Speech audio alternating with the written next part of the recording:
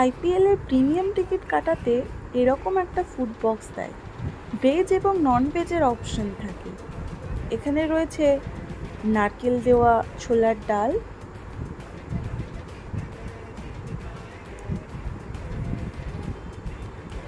এটায় রয়েছে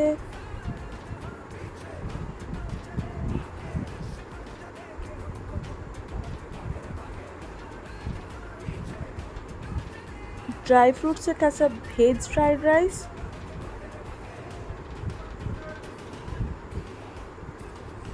রয়েছে পনির।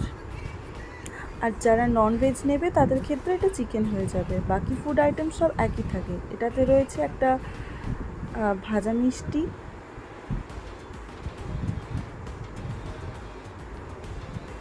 আর সবশেষে এখানে রয়েছে রাধা বল্লভী। প্রতিটা খাবারই খুব সুস্বাদু ছিল।